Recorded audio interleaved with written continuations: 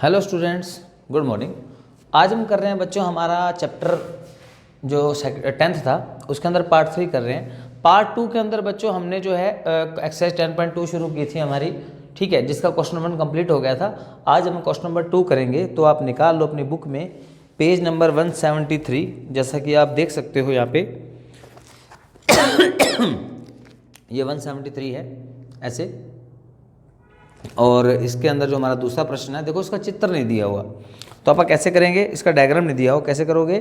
Prove that if the course of congruent circle, हमें ये बोल दिया कि गिवन के अंदर कि सर्कल कॉन्ग्रुएंट है हमारे, मतलब आपने दो सर्कल लेने हैं, एक दो, इसका सेंटर मान लो P, इसका सेंटर मान लो Q। अब आपको बोल दिया ये सर्कल हमारा फर्स्ट है, मान लो फर्स्ट सर्कल, ये हमारा सेकंड सर्कल। तो इसने क्या बोला है कि जो हमारा सर्कल 1 है ना, वो कॉन्ग्रुएंट है सर्कल 2 के। ये दोनों आपस में कॉन्ग्रुएंट है। कॉन्ग्रुएंट मतलब है कि ऑल रेडियाई, एक minute, all radii are equal, ठीक है, सभी रेडियाई इक्वल हैं, ये हमें मिल गया। और उसने क्या बोला कि prove that if the codes of congruent circle, अगर हम इसकी कोड्स ले लें, मान लो एक कोड ले ली ए बी, इसकी कोड ले ली अपन ने पी क्यू, ऐसे, ठीक है। तो क्या बोलता है, ये जो कोड्स हैं सर्कल सबस्टैंड इक्वल एंगल, ये दोनों सर्कल पर इक्वल एंगल बनाए, मान लो, मीन्स कि ये वाला एंगल 1 और ये वाला एंगल 2 इक्वल है। ये अपने को गिवन में ही बोला है कि एंगल 1 एंगल 2 दोनों इक्वल हैं, ये बात गिवन है। तो मुझे प्रूव करना है, क्या मुझे प्रूव करना है कि if the chords congruent subtend equal angle, if two chords subtend equal angle at centre, then the chords are equal. मुझे ए बी और सी डी इक्वल प्रूव करना है। अगर आप अपना पार्ट 1 और 2 देखो, हमने पार्ट 1 2 कर चुके हैं उसके अंदर, तो बच्चों अगर आप अपना पार्ट 2 देखोगे ना, तो उसका जो हमने क्वेश्चन नंबर फर्स्ट किया था वो यही डायग्राम था, ऐसा ही।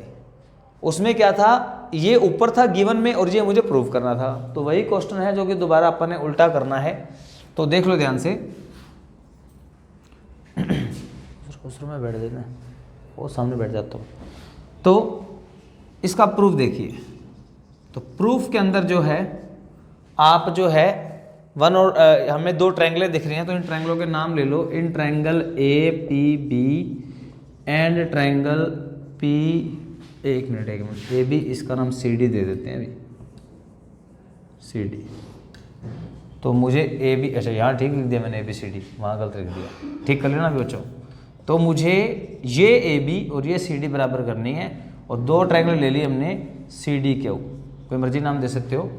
हमने दो ट्रायंगल ले ली। अब इसमें जो गिवन है, कहते हैं इनके रेडियस बराबर है, मतलब ये वाला रेडियस और ये जो मैंने निशान लगाए चारों ही आपस में बराबर हैं। तो आप कह सकते हैं कि ए पी बराबर सी क्यू और पी बी बराबर D Q, all radius are equal, all radius are equal, क्योंकि सर्कल बच्चों कॉन्ग्रुएंट हैं तो सारे रेडियस इक्वल माने जाएंगे। और हमें गिवन है इसका 1 और इसका 2, ये बात हमें गिवन है। तो को क्या लग गया, दो साइड और बीच का एंगल आ गया। So triangle A P B congruent हो गई ट्रायंगल, कौन सा रूल लग गया, side angle side congruency rule, ये हमारा रूल लग गया, ठीक है, side angle side congruency rule. तो अब इसके नाम में कॉन्ग्रुएंसी करनी है, तो एंगल से शुरू करते हैं। एंगल 1 बन रहा है P पर, 2 बन रहा है Q पर। तो इसका P अगर बीच में है तो इसका Q भी कहाँ आएगा बच्चों, बीच में, साइड वाले नाम रह गए इसके। अब देखोगे तो इसमें जो AP है वो पहले दो है, तो QC भी पहले दो होने चाहिए। Q तो आ गया, C नहीं दिख रहा, चलो ये भी आ गया। अब जो नाम रह गया D, वो यहाँ पे आ जाएगा। और इन दोनों के कॉर्नर पॉइंट कौन है, इसका कॉर्नर है AB, इसका कॉर्नर कौन है CD बाय CP/CT, ये क्या हो जाएगा, प्रूव हो जाएगा।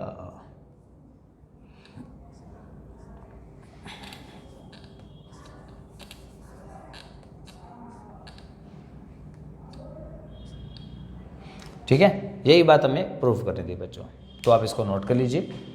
अब हम थोड़ा सा बेसिक करेंगे बच्चों, आई होप आपने नोट कर लिया होगा।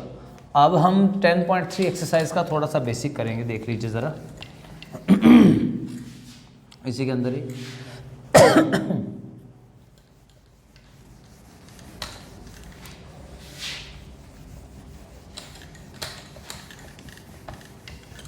चलिए जी, हमने कुछ बेसिक करने हैं। इसी पेज पे ना बच्चों थ्योरम 10.3 है, थ्योरम 10.3 उसका मतलब समझ लो ज़रा। इसी पेज के ऊपर आपको बोला गया है, ये रही, ये आप पढ़ लो क्या लिखा हुआ है कि the perpendicular from centre, perpendicular from centre of circle, यानी आप एक सर्कल लीजिए, आप एक सर्कल लीजिए और इसके सेंटर से ओ हो गया, सेंटर ओ, कहता है इससे परपेंडिकुलर लें, the perpendicular from centre of circle to a code.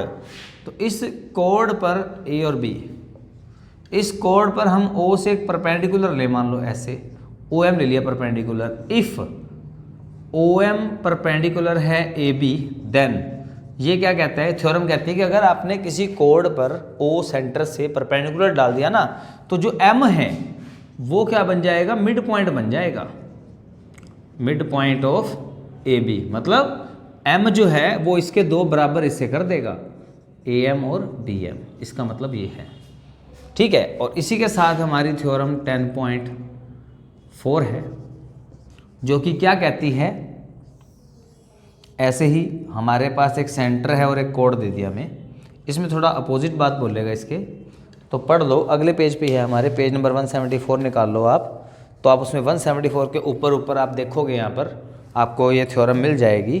The line drawn from through centre to bisect कोड, कहते हैं अगर मैं सेंटर से एक लाइन ड्रॉ कर दूं टू बाइसेक्ट कोड, बाइसेक्ट मान लो एम इसका मिड पॉइंट है, if M is mid point, if M is mid point of A B, अगर एम में मिड पॉइंट ले लूं और सेंटर से एक लाइन ड्रॉ कर दूं, इसको मिला दूं, देन तो ये क्या कहता है कि जो ओ एम नई लाइन पैदा होगी ये ए बी पर परपेंडिकुलर होगी, मीन्स ये दोनों एंगल 90-90 के हो जाएंगे, ऐसा इसने बोला है, ठीक है। तो ये थी थ्योरम 10.3 और 10.4। अब एक छोटी सी थ्योरम रहेगी 10.5, वो देख लीजिए, आई होप आपने नोट कर लिया होगा।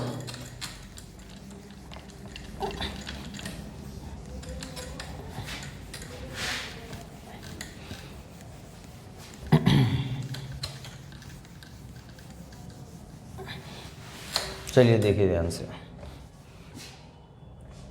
अब जो है 10.5 थ्योरम है हमारी, 10.5 ये वाली, ठीक है, ये वाली जो लास्ट में आपको दे रखी है, पेज नंबर है आपका 175, आप देख सकते हो। चलिए इसको करते हैं। इसको समझने के लिए पहले एक बात समझिए ज़रा। मान लीजिए मैंने आपको कोई पॉइंट दे दिया, ये वाला, मैं कहूँ इस पॉइंट से आप थोड़ा बड़ा कर देते हैं पॉइंट ताकि आपको दिख जाए, ये लो जी, मैंने एक पॉइंट दे दिया, मैं पूछूं इस पॉइंट से कितने सर्कल पास हो रहे हैं, तो देखो ये एक सर्कल है, ये एक सर्कल है, ये एक सर्कल है, ये भी एक सर्कल है, ये भी एक सर्कल है। आप क्या देखोगे, हम बहुत सारे सर्कल ड्रॉ कर सकते हैं। चलिए अब मैं आपको 2 पॉइंट देता हूँ, अब पूछो बताओ इससे कितने सर्कल ड्रॉ हो सकते हैं। एक तो चलो ये ही हो गया, एक आप ऐसे बड़ा सर्कल बना सकते हो जो इससे होके जा रहा है, एक आप ऐसे भी बड़ा सर्कल बना सकते हो। तो अब क्या देखोगे, ऐसे हम और भी बड़ा ले सकते हैं सर्कल ऐसे, ठीक है। तो बहुत सारे सर्कल हम ड्रॉ कर सकते हैं, लेकिन अगर आपको नॉन कोलिनियर मिल जाए, non collinear 3 points, non collinear का मतलब है कि तीनों पॉइंट ऐसे एक लाइन पे नहीं होने चाहिए, ऐसे नहीं होना चाहिए। मान लो एक यहाँ, एक यहाँ, एक यहाँ ऐसे, तो ये कहता है कि अगर नॉन कोलिनियर पॉइंट लेते हो ना, तो इन तीनों पॉइंट से, एक मिनट, इन तीनों पॉइंट से एक ही सर्कल होके जाएगा हमेशा। तो ये थ्योरम क्या कहती है कि only 1 circle can pass through 3 non collinear points. यहाँ तो बहुत सारे जा रहे थे, एक पॉइंट पे बहुत सारे थे, 2 पे भी काफ़ी सारे आ सकते हैं, लेकिन इस पे से सिर्फ एक ही सर्कल जाएगा। ये इस थ्योरम का जो है वर्डिंग थी जो इसने बोली। तो हम अगली एक्सरसाइज जो हमारी, ये हमारा 10.3 का बेसिक था बच्चों, आप नोट कर लेना 10.3 का बेसिक है, उसके अंदर 3 ही सम है जो आप अगले पार्ट 4 के अंदर कंप्लीट करेंगे, ठीक है। तो आज के लिए इतना ही, और आप इसको अच्छे से देख लीजिए। थैंक यू बच्चों।